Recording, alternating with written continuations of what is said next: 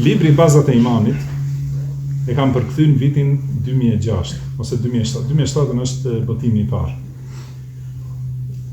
Jo, në këtë 2007 e kam përkthy, po. Dhe është botimi I parë.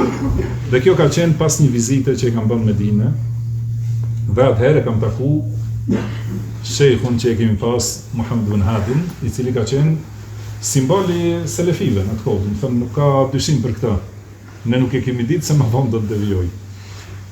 Dhe një prej këshillave të tij ka qenë kjo, do të thënë mënyra për të depërtuar në dawe. Se duhet të ketë parasysh edhe rrethana. Kur ka ndodhur dhe ku ka ndodhur. Do të thënë Shkup isha një njeri dhe s'kishte një tjetër që më dëgjon. Edhe nuk kishte, se ma paralajmërimi, do të thënë njerëz që nuk më njihnin, pyesnin vlla ku jeti, nga jeti, nuk të kam pa kështu, edhe I tregosha kështu e mirë, biseda, po emrin, kur më pyetnin, vetëm me tregimin e emrit, do të thënë ndryshonte fytyra, se kishte shumë paralajmërim te hizbit përpara, edhe duheshte disi, do të thënë depërtoj për dawe. Mirë, do të thënë, kjo ka qenë këshilla e Muhammed ibn Hadit. A është e qelluar ose e gabuar, kjo tjetër temë. Do të thënë tani unë nga ky këndvështrim, ndoshta them, s'ka pas nevojë, Allahu alem. Por këtë libër, Bazat e Imanit, që përfshin gjithë akiden në mënyrë të shkurtë, koncize, librin përgjithësi mirë, po me keqardhje tash edhe ata autorët e librit janë të devijuar. Pa ajo ka ndodhur më vonë.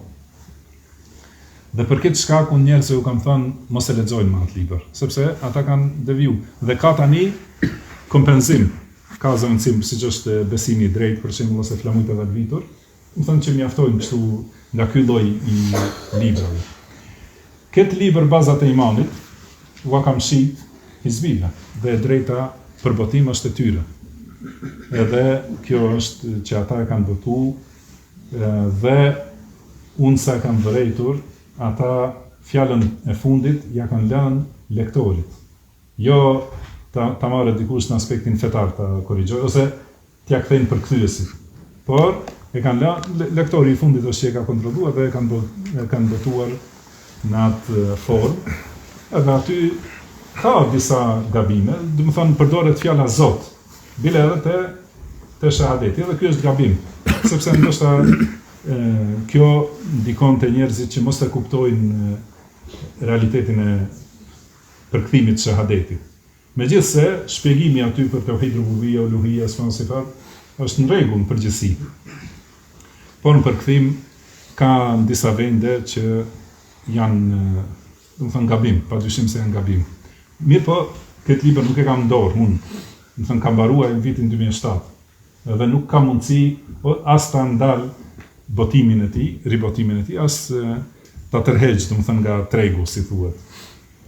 Ai është në dorën e tyre, mirë po unë ka disa vite që I këshilloj njerëzit mos e marrin atë libër, dhe mos, do të thënë mos e lexojnë.